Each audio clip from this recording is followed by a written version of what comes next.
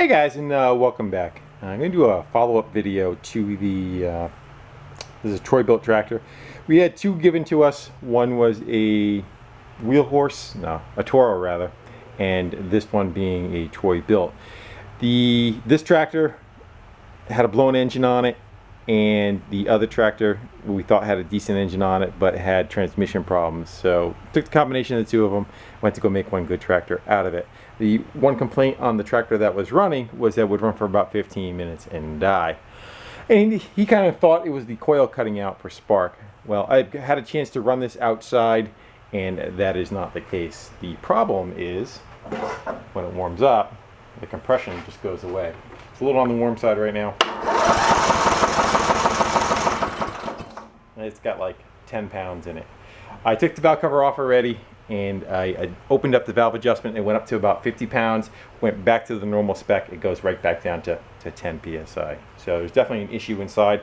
There is a decompression valve, decompression cam that keeps one of the valves slightly open. So it's not like it's going to get 130 pounds right off the bat, but it should have like 50 to 75, and then when it spins up RPM, the compression comes up higher from there.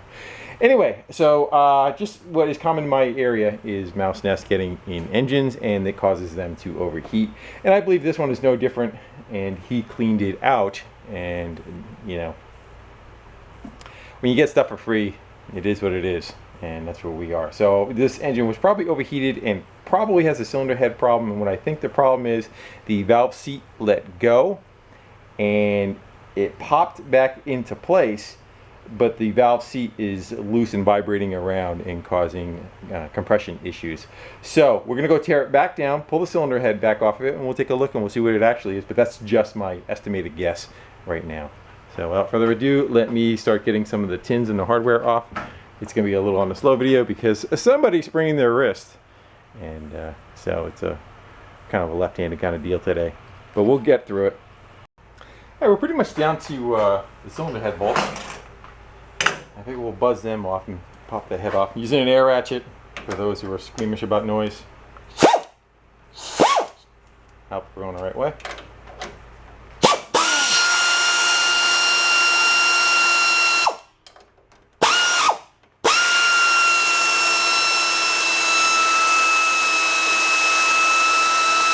Where's that slow? We'll crack them loose with this.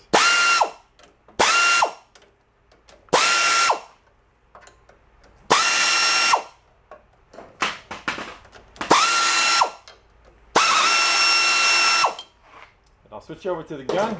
We'll buzz them off with the and we'll do a little fast forward with this guy. That's quieter.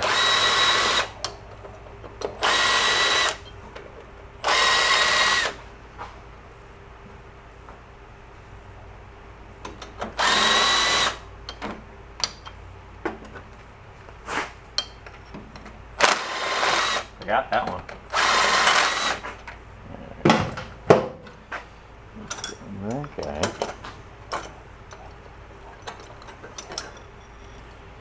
Off of there. See what it's got for a blown head gasket too. Let me get all the bolts out. It's raining bolts.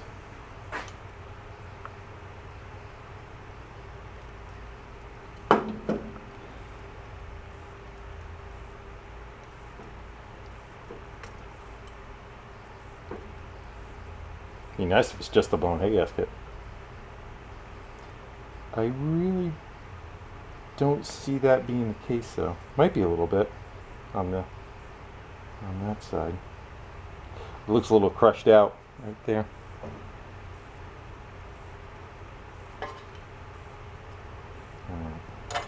So I'm expecting a valve seat to have a problem, but even those don't look terrible.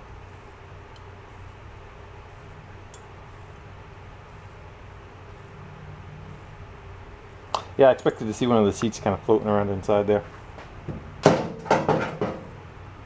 Possibly have a ring issue, but I really haven't noticed that on any of these motors. And usually if that's the case, it smokes like crazy.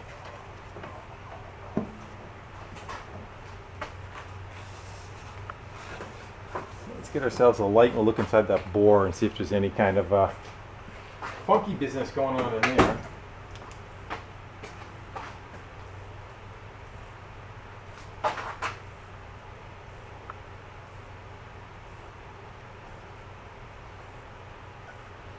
Now the crosshatch looks pretty good, and I don't see any scoring like it's got a broken ring or something. So we got to do some more investigating. We're going to take the valves out of that cylinder head, and this one's got a different type of keeper on it. It's actually kind of easier to use. Now that I said that, it won't be. They just kind of slide on like the old flatheads did.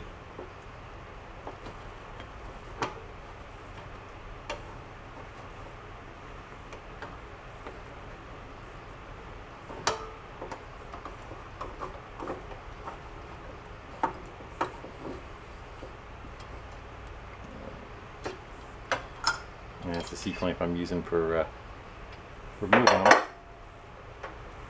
And that's the style that it has.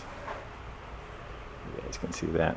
It's got an offset in it, so you just kind of push it down and rock it to the side and it comes off the valve. Let's go see what our valve looks like.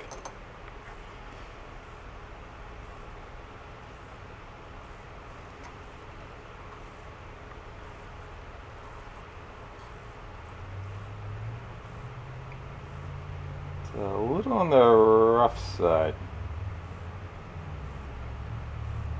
And let's see what the seat looks like. Of course, I misplaced the flashlight again. There we go. Let me set you up so you guys can see a little bit better. And hopefully this is some focus enough and you guys can see. And we're going to use a laser pointer. So here's the other valve that was removed. The intake valve. And you see how the surface is shiny all right in there, but as you come around you can see where it got real dark and then there's a bunch of crud right below it. That's the intake valve, and what was happening was when it was going on the compression stroke, it was pushing it backwards. You can actually see where all the carbon was built up on the side there from the exhaust trying to blow back into the intake. So the seats look good, like they're in place. That one's a little dark all the way around, but it looks like it had a good seal. And if you look at the valves, you can see for an intake valve, that is definitely very dirty. Usually the intake is very clean because it's always got clean fuel kind of coming in. The surface looks fairly decent on that. And what the valves do actually when they're running, they actually kind of rotate a little bit. So I have a feeling that valve was just too tight and it started leaking, and it didn't burn the valve, but it burned the seat. So what we're going to do, I'm going to clean up all the carbon that's on them. This has a, I don't know if it's going to show up, it's like a lip of carbon right here too, which can, over time, it doesn't take much of a gap to make it so it does not seal. So I'm going to go and clean that guy up. We'll take some of that crap off of there and that carbon off of there. I don't know if you people had comments last time that I didn't lap the valves after I punched the seat back in, but you guys weren't here to see how well that combination was. And I felt it wasn't needed, but on this one, is definitely needed. So hopefully that seal will come back. If not, we're going to go steal the cylinder head off of the blown up engine, and between the two of them we'll get something back together. We'll clean the valves up on the wire wheel.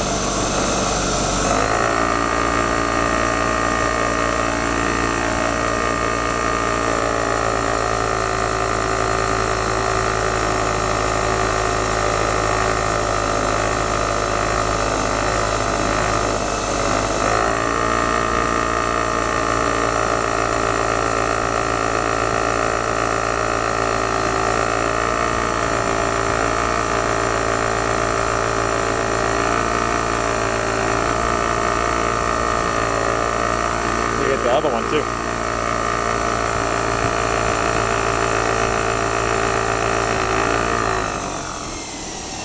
Little suction cup that sticks to these. You gotta make sure that surface is clean so that we can do the old woo woo. Let's see if we can clean some of this carbon off here. I already wire wheeled the head off, and get some of this carbon off of here, and gotta get down inside there yet. We got a brass wire wheel, and compressor probably kick on. It's gonna get noisy, but it is what it is.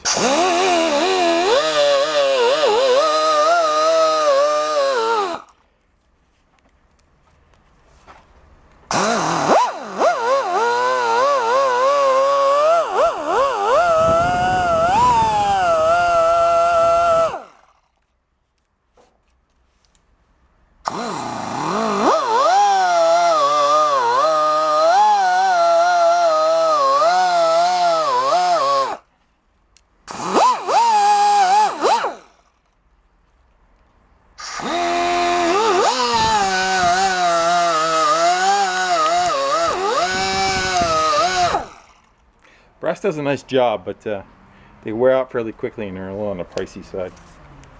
These came from a yard sale though.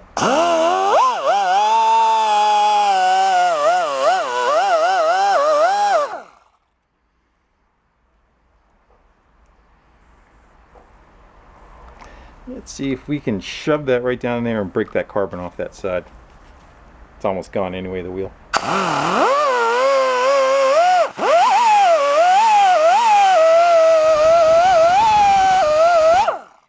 Doctor's orders. That worked out well. Alright. So now I think we're fairly close to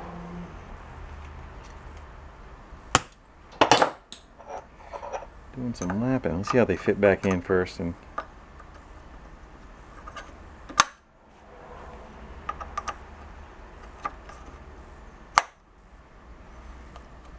make sure there's no bends to them. Get to the bottom side, see if I can rotate them and eyeball them.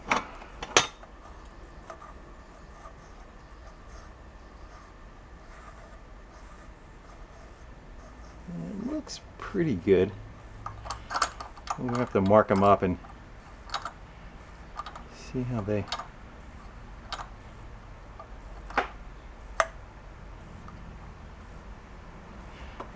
do. Yeah, let's see if we get these two guys to mate a little bit better. We'll do the exhaust one first. Getting a little low on lapping compound, but enough to work with. Chipmunk's trying to break in the garage behind you guys. Thinks I'm not looking, but I'm watching him. Alright, that. I take my splint off, because the way you got to work these guys, you need the capacity. I can put a little drop of oil on this to get it so that it seals to the valve. These are a little on the old age side too. Let's give that a little.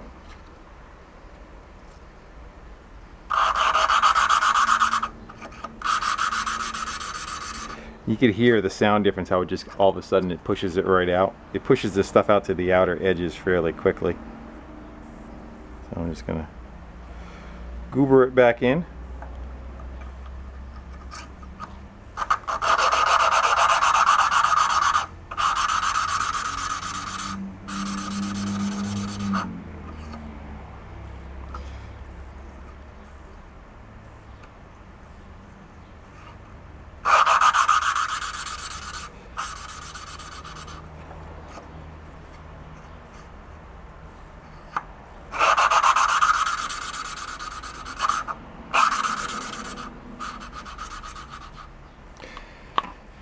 Get the idea?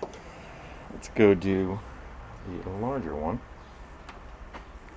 This is the one that we're more concerned of. And sometimes too, just the carbon that's on the end of the valve can keep the valve from closing too, and then it just starts making that mark. And eventually, it's usually the valve, not the seat, that fails, but it'll burn the metal right away in one spot, and that's when you hear the story when they say it's got a burnt valve. That's what it means. It means that it rained with not enough valve clearance, and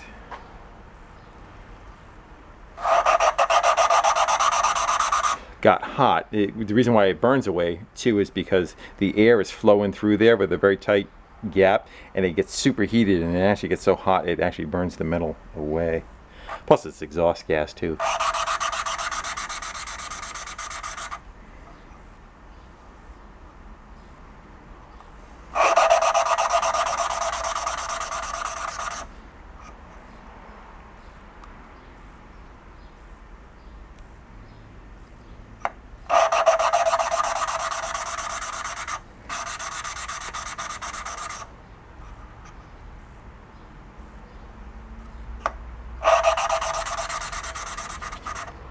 So I'm going to do this for a couple of minutes, and hopefully when we're done we'll have a good seal, but we're going to check on that in a second. So I cleaned them off, and now I'm just going to take a Sharpie and go around and just color those surfaces in, and we'll do both sides. We'll do that and the valve. And then we're going to go rub them together again, and we're going to go see if there's an area that the blue does not change. You know what I mean? One area that stays bright blue and the rest of it gets all nice and faded, then we know that area is not getting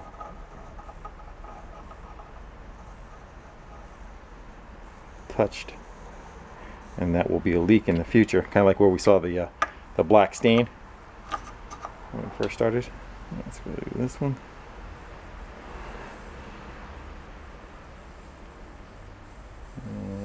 Should do it.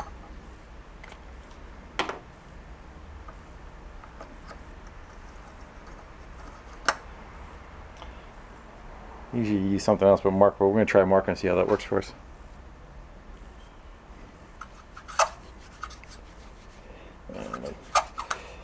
My tool's not liking it. It's too dry. It's spinning.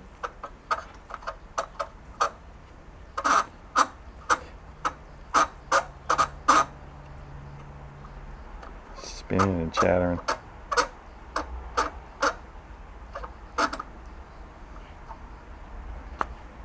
Let's try the biggie. That's the one we're concerned about anyway. This is the one that was having the issue.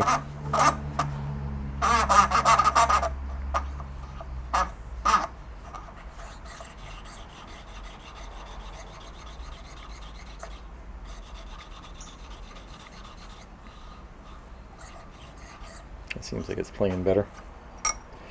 Let's go see what we got.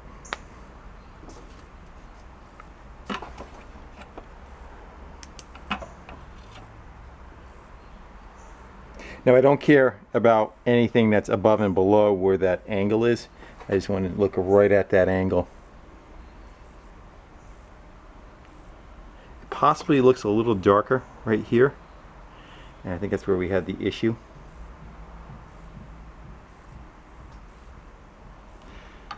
The valve, I'm going to look underneath the microscope. I don't know if you guys are going to be able to see. Let's do that.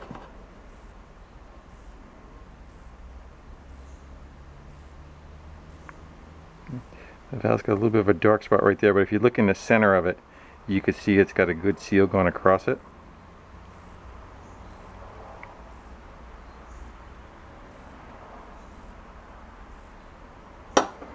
And let's go look at our other valve. This one didn't get a very good spin, so.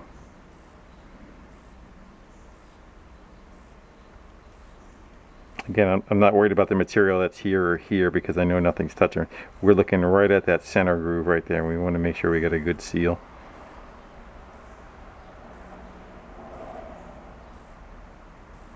Alright, and I'm going to go look back at the cylinder head. Look at that one. It's okay. I think it'll be okay. I am going to put them back in there. We're going to go put some fluid in there and let it sit, and we'll see if the fluid runs down to the bottom or if it holds fluid. And that will be like without springs. With springs it'll be much better, but let's just try it without the springs first. Put the spark plug back in just so it doesn't go peeing out of there. And this is just gasoline.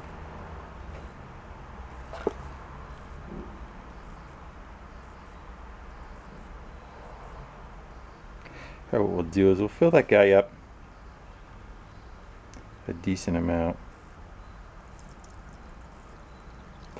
Gas is kind of thin too, that's why I'm using it. Again, there's no springs on it yet, they're just sitting in there.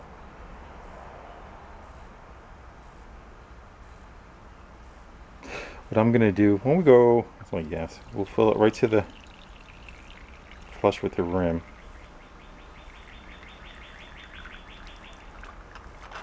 Try to if I don't run out.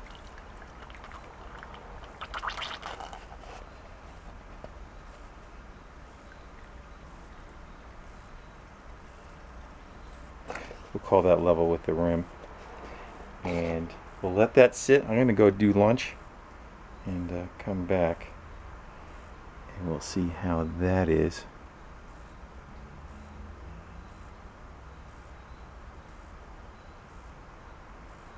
Looks like it's going down already. It's coming out of the intake. So, I already know the answer to that. I'm going to take that fuel, pour it in a cup. I'm going to reuse it in a second. I'm going to go put the valves on, the springs on it, and we're going to see how that is. I wouldn't say it's pouring out of there, but it is. I'll show you. I know I should have done with the springs on anyway, but you can see how it's coming. It's dripping out of the intake. So I'm going to go take that, pour that out of there, we'll put the springs on, and we'll reset. And I pop those springs back on and pour the gas in. Gas is a little dirtier now, but it'll serve its purpose.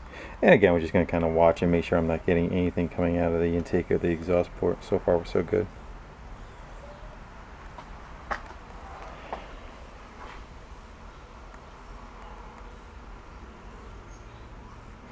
So that's what I'm going to do. I'm going to wash my hands. I'm going to go get myself a snack. We're going to go come back, and if that's all sealed up and not leaking, we shall put it back together.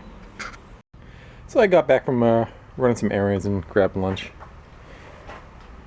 A Reuben with fries well done, if you want to know. Let's see what we got. Very little. And see how the exhaust port is. Nothing. So that should do it. We'll get that back off of there and drain that.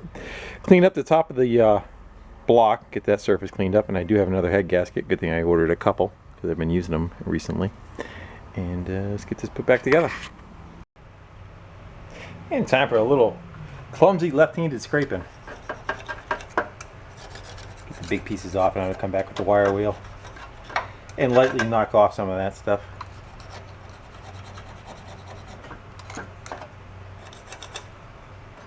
Come on, not too bad for lefty. Now I'll screw it up.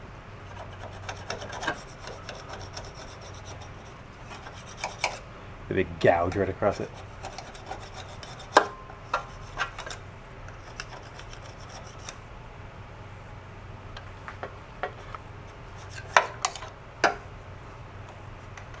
little chunk right there.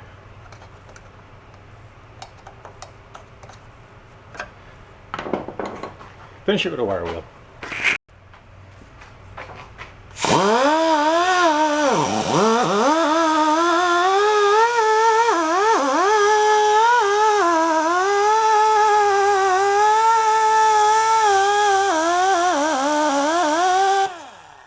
I try to use the side of the wire wheel instead of the face of the wire wheel. It's a little less aggressive, and that's aluminum and it's soft, and this is a steel wire wheel.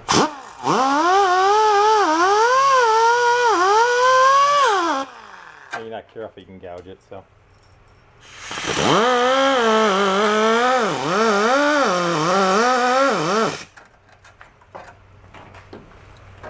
Like right here.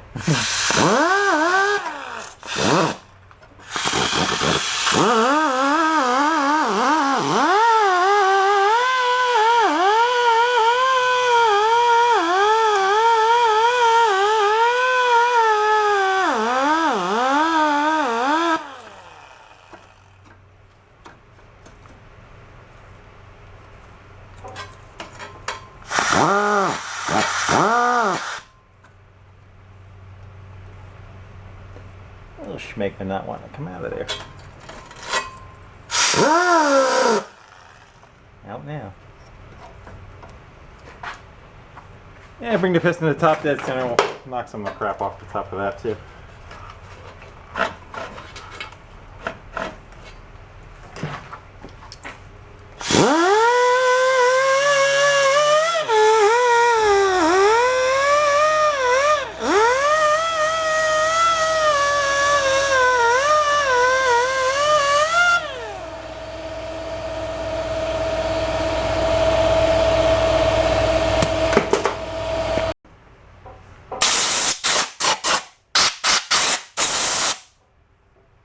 Just brake clean.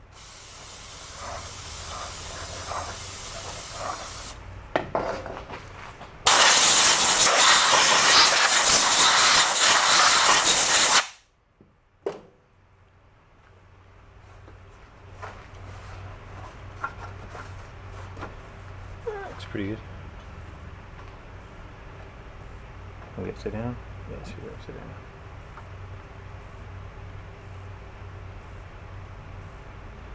Prep this on the hood, we'll get that put back on. Let's go and shove all the bolts in it. We'll run them in the electric. Try it on. That should be all.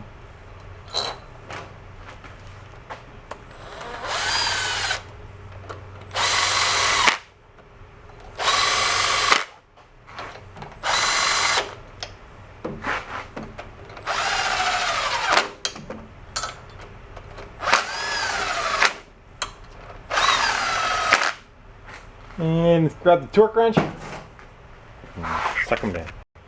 And let's get them sucked down.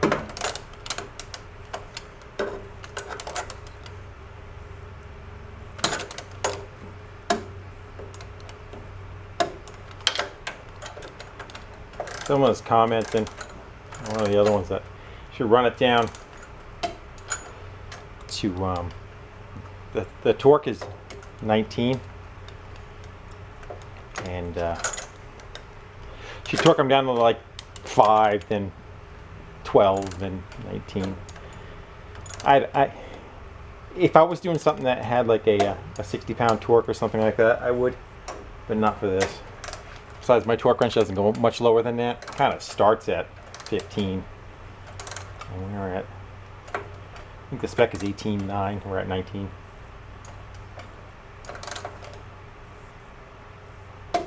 Totally lost train of where I was now. So much for the pattern.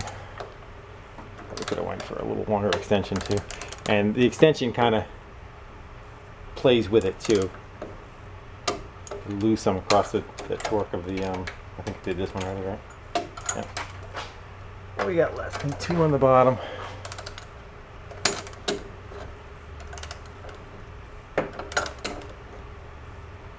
So yeah, normally you kind of want to draw it down evenly over a spectrum.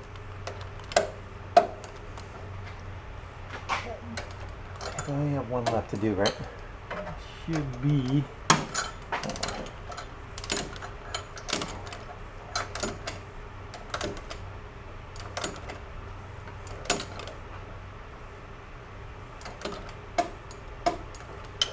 Let's double check them all.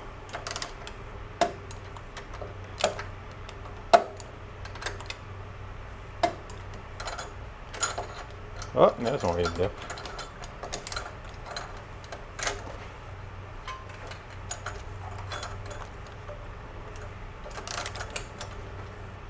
Ow, my wrist.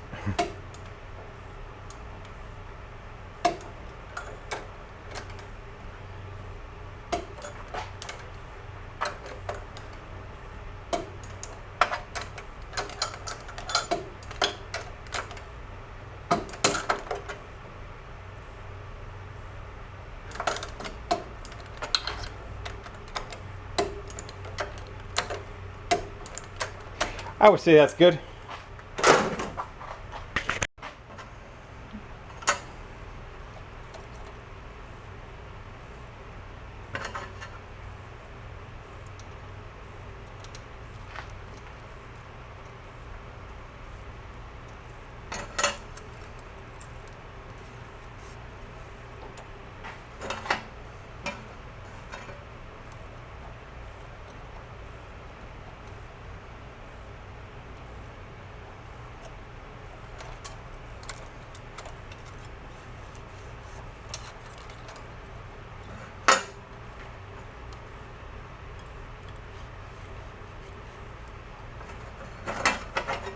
Went just about enough drag to hold the pack.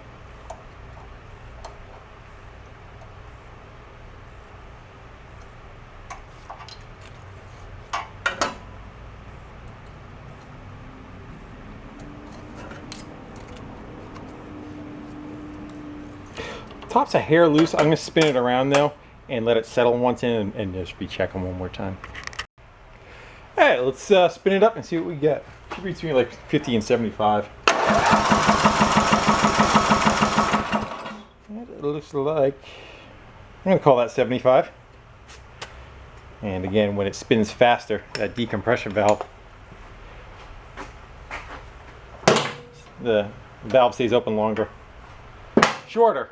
Yeah, something like that. I don't know what I'm talking about. And the compression comes up higher. It's just so that it allows the starter to get the motor up over the hill. Plus, when compression engines actually have lower compression, they start easier than an engine with high compression. So that's another reason for doing it. A little side note is, I think I talked about in one of the other videos, but I ordered a whole selection of these spring load clamps. I think they came from China, but they're I think it was 7 different sizes in the set, and then there were packs of 10, so it was like a 70 pack.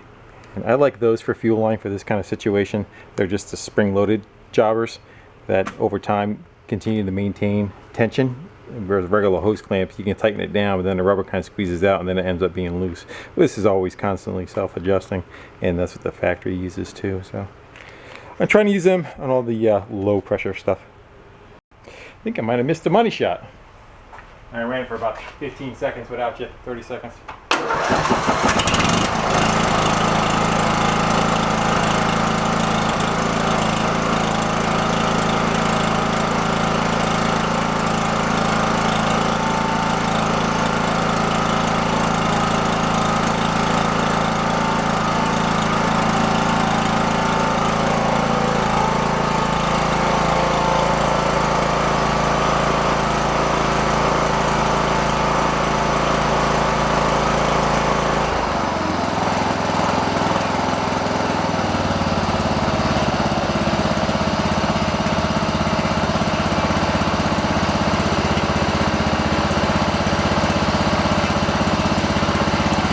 I'm gonna let that run for a little while. I got about 10-15 minutes running it. I'll run it with you a little bit.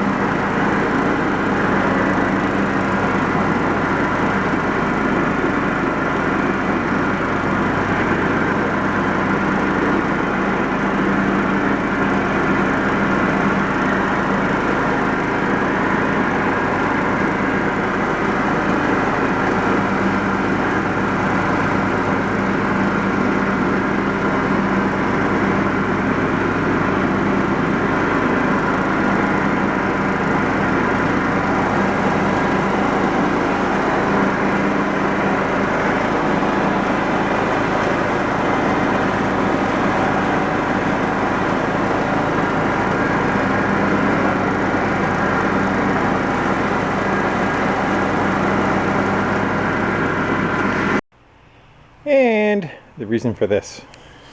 This is the electric bike. I probably have several hundred miles on this thing. It has been running great. Except for one thing. There was a design flaw. Alright, the design flaw. Can you spot the design flaw? Alright. Springer front end, and it's got a strut to help support the front end. Here it is on this side. You can see the angle that that one's on, and then you can see the angle that this one is on. This one, the front brake drum, I attached the keeper, the retainer, for it that keeps it from spinning to that post. And what happened was I applied brakes. I was full speed downhill, applied the brakes, and this, of course this wants to twist when you're doing it. This bent. I didn't think it would ever bend, but it did. Bent on me, and when it bent, it pulled the cable now, so it applied the brakes even harder. So it was a vicious cycle of this bending, pulling the cable, and the cable bending down even tighter and flexing it even more. I since bent it back some because I had to go ride it back to where I was parked, but that was the issue. And it got me. So what I'm going to do is I'm going to bend this back into submission, and then we're going to reattach that guy to there instead of there. And I did an endo, flipped it right over, and did my best Superman impression. But I did a good tuck and roll. As soon as my hands hit the ground, I started to feel the road go underneath me. I just went and tucked under with it, rolled in a ball, jumped right back on my feet, pretending like nothing happened, dragged the bike off the road. Caught it in the knee just a little bit. Had long pants on, but did out fine. Had an x-ray yesterday. No breaky, just hurts like hell. So again, shit happens, and just got to go from there. So I'll re-straighten that bar out and clamp it on the main fork, which I should have done in the first place, but I don't know why I did or didn't, but we are now. Other than that, it's been doing fine. Alright guys, so I'm going to go sign off from here, and we'll catch you on the next video. See ya. And let's do a before.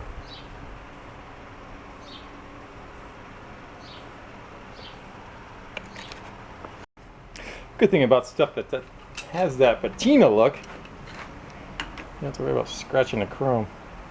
You could do this without slipping off of it though.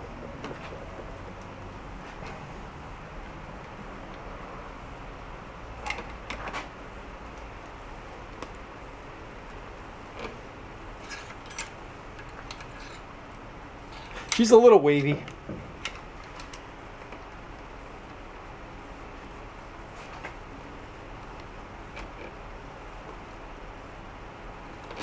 I have to put something right there and squeeze right there. It's close.